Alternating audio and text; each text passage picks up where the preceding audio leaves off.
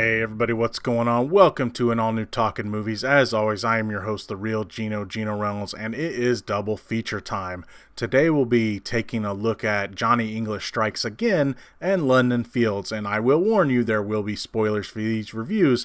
Not so much for Johnny English, but London Fields, I'm coming for you. First, let's talk about Johnny English Strikes Again, because it's the least stupid of these two movies. After a cyber attack reveals the identity of all of the active undercover agents in Britain, Johnny English comes out of retirement to find the mastermind hacker. Full disclosure, I know I've seen both the other Johnny English movies, but I don't really remember them all that well, and honestly, I don't think it really matters because, one, story-wise, it doesn't seem to matter. Our main character comes out of retirement, and the story doesn't seem to reference the other films, except for the character of Boff, played by Ben Miller, who returns once again to assist our hero, and two, it's a Rowan Atkinson comedy, and you know what you're getting already. The theme of this movie is how someone that was trained in the old school ways would stack up against a more advanced world. It's a high tech versus low intelligence, so to speak. I get what the movie was going for, and for what it was fine, but this theme has already been done better with both a serious movie as well as a spoof one. The James Bond movie Skyfall handled the spy that is possibly obsolete theme in the serious manner, and the first Austin Powers handled the spy out of his element or time on the comedy side. As for spy spoof movies in general, if you like Rowan Atkinson, you're probably going to get some laughs out of this, but the comedy in this one is nothing new or unexpected. You can see the jokes come from a mile away, and if you're a fan of his, I'm sure that you kind of expected this anyway. That's about all I have to say about this one. If you go to see it, you know what you're going to be getting already, especially with the humor. You already know if you're going to like it even before going to the theater. My recommendation is that if you are wanting some better spy spoof movies, watch movies like the first Austin Powers, Spies Like Us, or Spy instead. Let's get to this next piece of shit, shall we? London Fields, here we go. Supposedly, clairvoyant femme fatale Nicholas Six has been living with a dark premonition of her impending death by murder. She begins a tangled love affair with three uniquely different men, big air quotes there, one of whom she knows will be her murderer. Okay, so this movie has a Rotten Tomatoes score of 0% for 28 critics and 77% for 187 audience members, and I'm willing to bet that the audience scores are padded. I'm finding it hard to believe that a total of 216 people even watched this piece of shit, and this total number includes me, and I can't believe I was even able to sit through it. Apparently this movie opened up wide in only 613 screens, and somehow my two AMC theaters had it. Springfield didn't get it, which really surprised me. And the movie only grossed $160,000, which would make it a per-screen average of $262 per screen. And honestly, I think audiences paid too much. Part of the fun of this movie is doing the research about it after seeing it. The movie debuted in Toronto 3 years ago and is just now getting a wide release. A movie can only be considered a wide release if it is released on 600 plus screens, which, again, this one did at 613. This movie, based on a novel of the same name written by Martin Amis, has been making headlines with all the lawsuits involved in its 3-year path to theaters. The movie's production label sued the movie star Amanda Heard for $10 million for breach of contract, claiming she refused to do nude scenes for the film despite reading the novel knowing that her role would require such scenes to be shot. The label also accused Heard of violating her contract by refusing to show up at the film's premiere at the 2015 Toronto International Film Festival. The dispute was settled last month, clearing the way for the film's release. So, that's the end of it, right?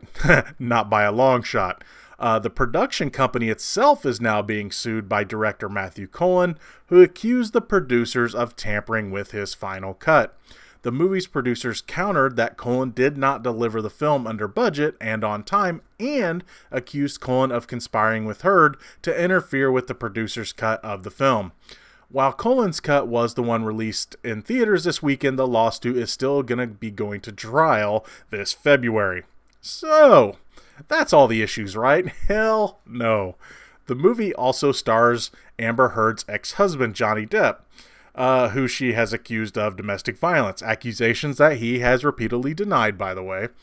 While he does have a somewhat minor role, there is a scene where the two do get a little kissy-kissy, which is pretty damn creepy, knowing the alleged real-life situation between the two of them. But Geno, you say, movies have production problems all the time. The movie can't be that bad, right? Well, I wouldn't say this movie is up its own ass in the same way that the movie Life itself was. It's still way up its own ass. The second, and I do mean the very second, that the movie's narrator, Billy Bob Thornton, says something along the lines of, "I know the victim, the time, the place, etc.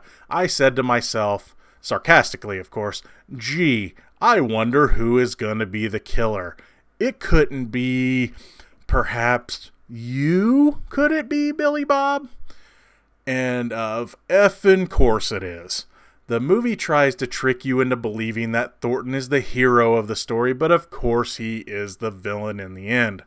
Thornton plays a writer with writer's block, looking for a new story to get his career going again, and he has found the perfect true life story that is pretty much dropped in his lap. Well, it's dropped in the garbage for him to find and he takes it, but you know what I mean. Nicholas Six, Amber Heard's character, wants him to find the diaries that she claims is her vision of seeing the future. She watches the trash can and sees Samson Young, that's Thornton's character, pick them up.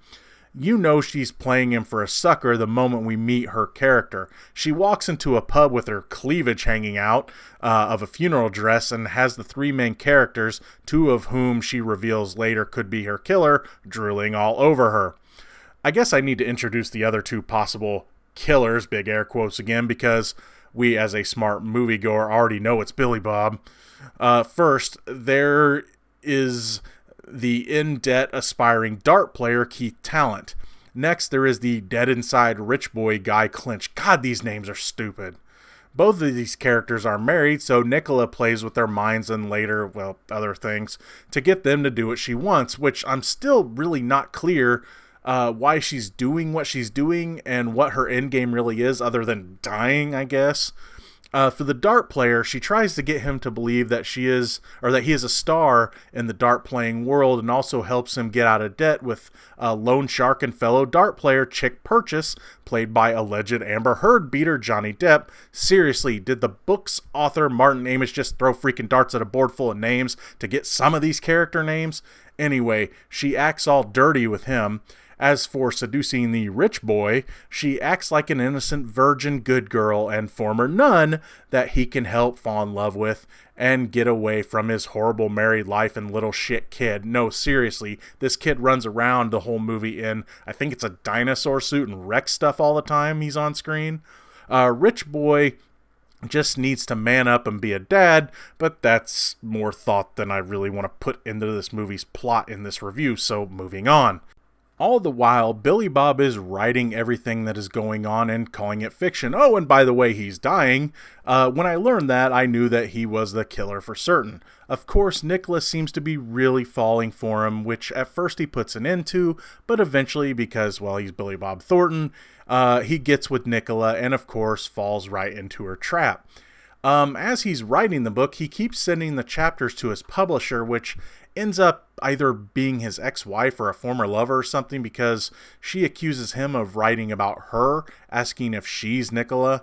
Jump forward an entire movie of Nicola effing with these three guys, pretending to be in love with the writer, being a timid lover to the rich boy, and sticking a nightstick up the dart player's ass. No, I'm not kidding about that last one. After all she does, we get to the point at the beginning of the movie to see the surprising turn of events that leads to Billy Bob killing Nicola. After killing her, he drags her up to his apartment and takes his last pill in a whole line of pills he's been taking all throughout the movie, which, surprise, surprise, kills him. Granted, this should come as no real surprise because the bottle has said killing on it the entire movie. Billy Bob finishes his book, prints it out, and dies with his arm around Nicola, having finished his masterpiece. But here's where the movie gets even dumber. Let me just say this before going on.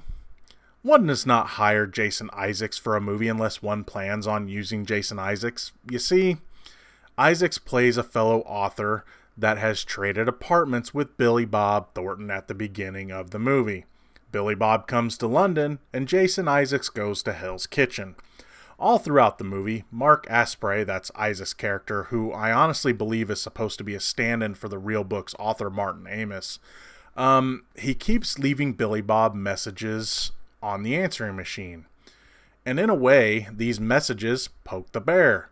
He keeps reminding Billy Bob that he's a more successful author than him. I knew that in the end, you don't put Jason Isaacs in your movie unless you're going to really use Jason Isaacs. And this movie does, I guess. You see, how do I put this? It was him. He planned the whole thing. It was him all along, Austin. He knew that everything was going to happen the way it did. Traded Billy Bob apartments, let Billy Bob complete the new novel, and then steals it for himself after he discovers Billy Bob and Nicola's dead bodies in his apartment. Dumb, dumb, dumb. And that's a big emphasis on dumb.